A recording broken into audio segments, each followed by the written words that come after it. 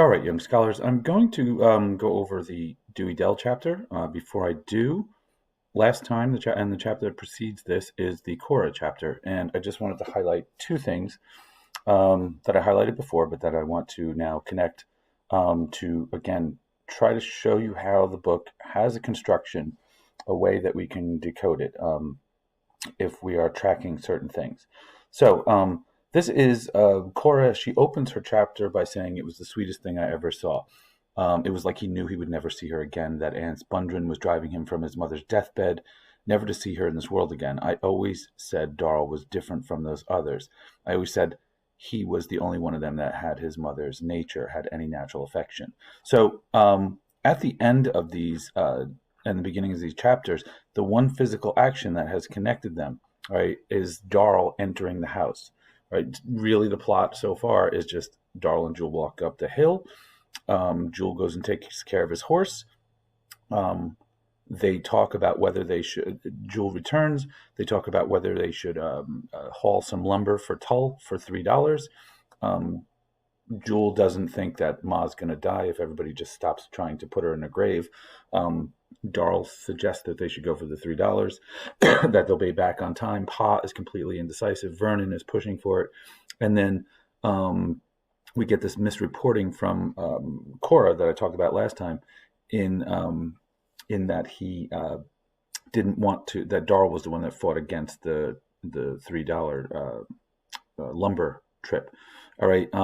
So somehow she's heard that. So, it's the plot is a little bit unclear, and I've read the book a lot of times, but this may not be the same exact moment. Maybe Darl walked in twice. Somehow Cora knows that information. But her chapter ends, and the other thing that's happening simultaneously is Addie Bundren is lying in her bed. Cash is chopping away, building the coffin right outside the window. It's kind of a darkly comical scene. So you have Eula and Kate, who are Cora's daughters. Cora's there just helping and being with the family as neighbors do. And Dewey Dell is sitting over Addie, who's dying, waving a fan in such a way that it makes her look a little bit panicked and freaked out. Okay. And that makes Cora suspicious. Right. And so, but then the physical action of the scene, what we would see if this was a movie, is Darl walking in. What you want, Darl, Dewey Dell said, not stopping the fan, speaking up quick, keeping him even from her. He didn't answer. He just stood and looked at his dying mother, his heart too full for words. And if we jump ahead, Dewey Dell, in her section, and I'll go over what's going on in her brain there, the physical action begins at the end of the chapter as well. He stands in the door looking at her. What you want, Darl, I say. Right, that's the same exact scene. What you want, Darl, Dewey Dell said. All right, but she continues. She is going to die, he says. An old turkey buzzard Tull coming to watch her die, but I can fool them. Now that's a thing from earlier. In fact, I should have highlighted that to go with my stuff before from earlier. But the marking up doesn't matter too much. It's just to give us a general sense. Anyway, when is she going to die, I say. Before we get back, he says. Then why are you taking Jewel, I say. I want him to help me load, he says. And that's the end of her chapter. So somehow Cora misses that whole reporting. And even within it, Dewey Dell is asking, when is she going to die? And Darl seems to know before we get back. And then for some reason, and again, this stuff is revealed later. This is sort of one way Oprah tells the people to read this, is to think of this as a mystery novel that you have to solve. When are we? Then why are you taking Jewel? I say.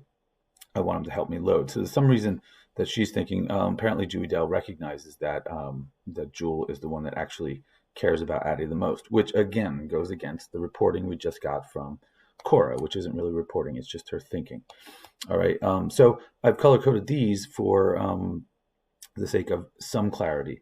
This first line, the first time me and Leif picked on down the row, that picks up here. We picked on down the row, the woods getting closer and closer. Now, before we get to that, her mind shifts. And this is where it's like real, this is the internal monologue stream of consciousness. She's thinking about Pa. Pa dusts and sweat because he will catch his death from the sickness. So everybody that comes to help us.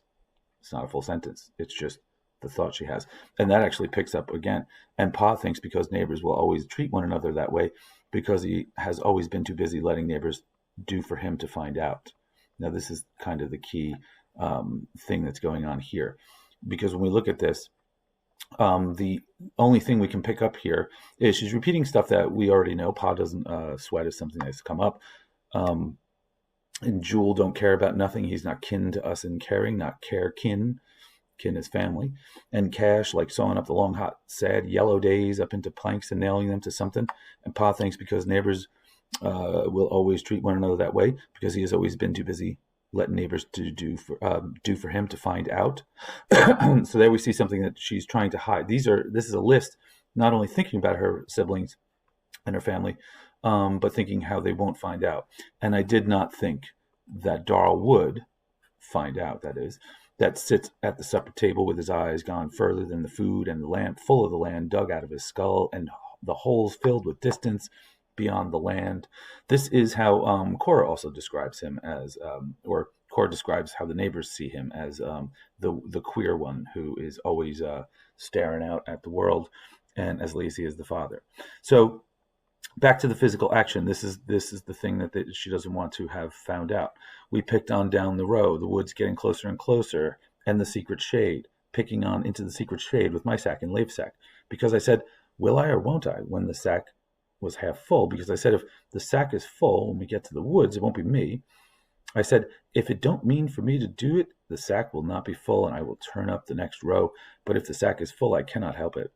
It will be that I had to do it all the time, and I cannot help it. And we picked on toward the secret shade, and our eyes would drown together, touching on his hands and my hands, and I didn't say anything. I said, what are you doing? And he said, I'm picking into your sack. And so it was full when we came to the end of the row, and I could not help it. This is her kind of trying, obviously, these two are lovers. This is her boyfriend. She's making a big decision here, but she doesn't want to make the decision. It's sort of the equivalent of flipping a coin. This way, she doesn't have to take responsibility for being a, not a good Southern Christian girl who is supposed to be virtuous until she is married. So it's, again, a comical scene when you dig through the stuff. Her brain is on this repetitious thing. I said, it won't be me. If it happens, it'll just be if the sack is full. I'm just like tossing a coin. And then he seems to have caught on to that, because he starts picking the cotton into her sack. So it was full when they came to the end of the row. And so it was because I could not help it. Okay, again, she does not take responsibility. It was then, and then I saw Darl, and he knew. He said he knew without the words, like he told me that Ma is going to die without the words. And I knew he knew, because if he had said he knew with the words, I would not have believed that he had been there and saw us. But he said he did not. He did know. And I said, are you going to tell Pa? Are you going to kill him? Without the words, I said it. And he said, why? Without the words. And that's why I can talk to him with knowing, with hating, because he knows. And then, so she's not a fan of him, because he's got, he knows her secret, which she's very terrified about. Okay, so you're going to read Tull. Tull is, of course, a.k.a. Vernon. He is also Cora's husband. All right. We see right off the bat the image that'll link us to that other chapter, and keeps on rubbing his knees. This is that same thing that Darl kept repeating as he talked, excuse me, about Pa, that he kept rubbing his knees. All right. So just picture kind of a toothless guy. He stops looking at him. He spits with the coarse deliberation. Pa rubs his hands slowly on his knees. He is gazing out beyond the crest of the bluff, out across the land. All right. So again, here's another connecting image. So far, we have the chuck, chuck, chuck of the ats. We have the idea of the physical action of Darl entering the house. And we have this identifying lazy sort of hillbillyish behavior of Pa, just kind of rubbing his knees and staring out into space instead of being engaged with the situation and with his family. All right, so you're going to read the Tull chapter and whatever else I assign you, which I have not decided just yet. Okay, now Tull will be a voice from outside of the family. We have seen Cora's, but again, our job here is to recognize that we have to decide what is told to us, what is perceived by the characters, we have to decide what is true, who has good judgment, and whose judgment is maybe off, who is actually concerned about something, even though they may say they're not. Obviously, Dewey Dell's mind is racing, and she's in a panic, and she has a secret. All right, so I'm going to let you go ahead and read.